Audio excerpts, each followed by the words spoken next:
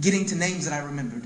I started reading the story of Moses, the story of David, the story of Jesus, the story of Harun, of Abraham. And what I realized that these stories were different than any story I've ever seen in the Bible. These taught that these people were at the highest echelon of the society.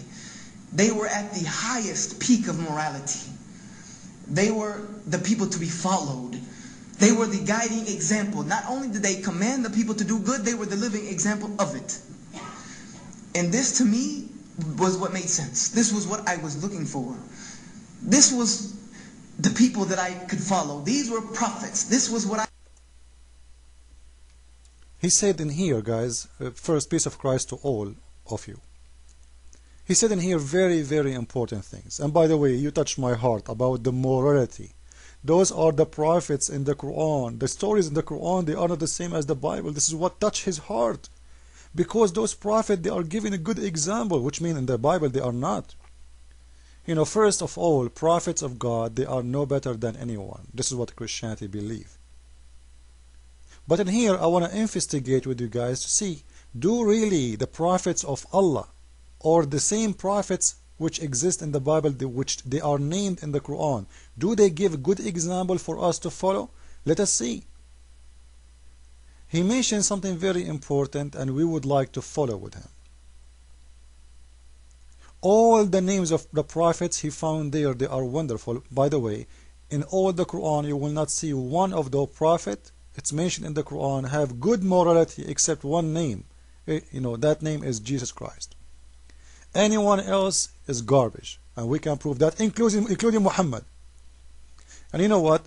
We don't like to give speeches. We give proofs. Let us go and see.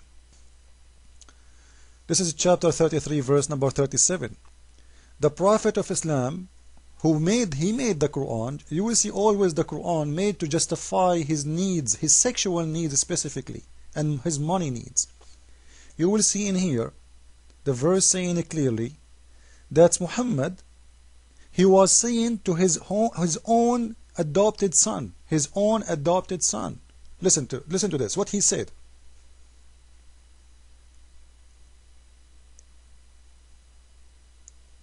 His adopted son, refrain your wife for yourself and fear God before divorcing her. This is what he said to his own adopted son.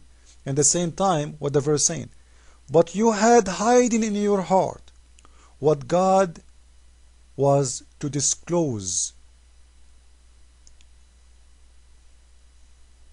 He was manifest of your love to her. He was saying to his son, keep your wife, son, don't divorce her. And at the same time, the verse itself saying that, not me. You hide what is in your heart as love to this woman.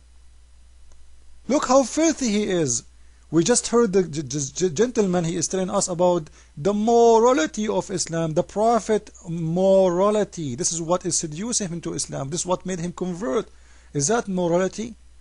A man, he claimed to be prophet. He is in love with women, she is married, and she is his own son, wife? This is not the wife of the neighbor. Christ, he said, if you wish to have a woman, she is not yours, you committed adultery. You are a sinner, and you need to repent. And here we see the opposite, guys. We see Muhammad, he is in love with women, she is married, and God himself, he is, he's saying to him, why you are hiding it? God himself, instead of saying to him, shame on you to be in love with married women. You will see a story in the Bible about a prophet of God getting a woman, she is not his woman, and how God, he punished him. So the God of the Bible is punishing his prophet for his sin. The prophet of the Quran, Muhammad himself, God of Islam himself, supporting him for his love for a married woman. And you are telling me morality? If a man, he come to your house and he have love to your wife, he have a sexual desire to your wife. Actually, if you go to Ibn Kathir, you will see the following. Just to show you how this man is using religion for his own sexual need. when this woman, she is divorced from his own son, he came to her and he didn't marry her. They call it marriage. This is what the Muslims say. He didn't marry her. But how he did marry her? The woman, she asked him, Prophet, where is your witnesses? This is Ibn Kathir. I'm showing you in front of my eyes Ibn Kathir. It's not me saying that. She said to him, where is your witnesses? And by the way, if you go to the English translation of Ibn Kathir, you will see all of this is missing. I don't know why. Simply because they are liars. They are trying to hide the truth. Otherwise, if you are translating the book, why you don't put everything? If you go to Ibn Kathir, you will see the page, one verse. This is one verse explanation. Look how long. Look how long it is. In the translation of Ibn Kathir, it's not even a few lines. What happened? They eat the words to hide the shame of Islam. And look what happened here. The woman, she told him, Prophet, don't we need witnesses? In Islam, guys, no man can marry a woman without witnesses. No witnesses, this is adultery. Simple, clear. You can ask any Muslim. Just to show you that this guy, he created a rule just for those dummies Muslims. It's not for him. He don't follow it. He told his men, you can marry only 4, but he marry as much as he want. He told them, you cannot have sex with your wife if she have period, but he used to have sex with his wives when she have period. You can go and read the hadith. And the same time in here, look in here. When he came to her, wanted to sleep with her, she said, don't we have to get married first? Where is the witnesses? He said, listen to this. My grandfather and your grandfather is one. Cool. وَإِنِّي أَنْكَحْنِيكِ Allah. And Allah made me marry you from the sky. And the ambassador Jibreel, both, they'll make me marry you. Huh? What is the marriage? The woman, she is asking him before he have sex with her, where is the witnesses? In Islam, there is no marriage without witnesses. He said, oh, Allah and Jibreel, my witnesses. Well, I can go and have sex with any woman, and if somebody asks me, she is your wife, I will say, yeah, because, where is your witnesses? I will say, oh, Jibreel and Allah. And how come this is a way to prove a marriage? It only goes for Muhammad. And what your grandfather and my grandfather have to do with this? My grandfather and your grandfather is one. And my God, Allah, He made me marry you from the sky. And His ambassador, Jibreel. Huh? So He made chapters in the Quran just to justify His sexual desire for this woman.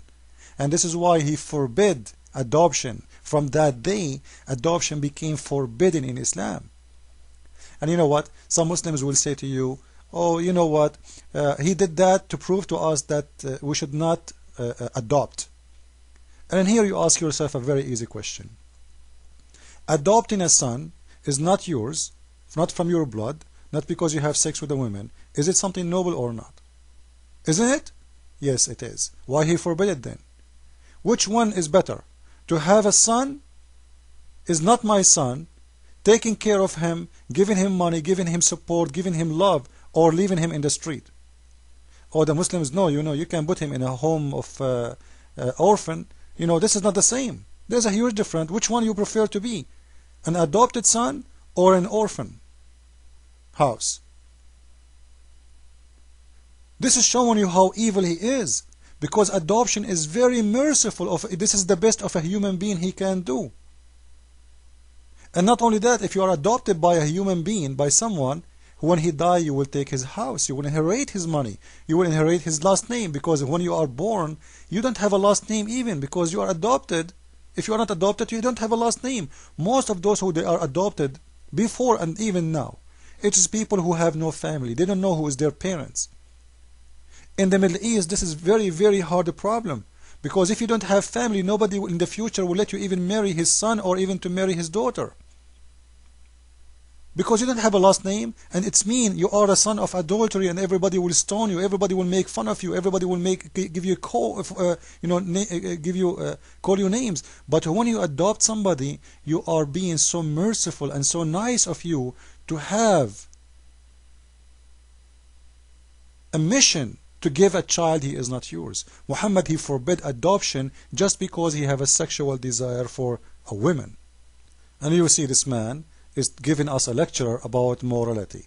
We will continue with the coming videos about more morality, like the Prophet Salman, and more sense, because he did talk about sense. Islam makes sense. The Prophet Salman, who was given a flying carpet to go and fly all the way to Yemen just to see a woman who she is showing her legs because she have her sexy legs. Because she have sexy legs, as you see, he was given a flying carpet, and because she have sexy legs, he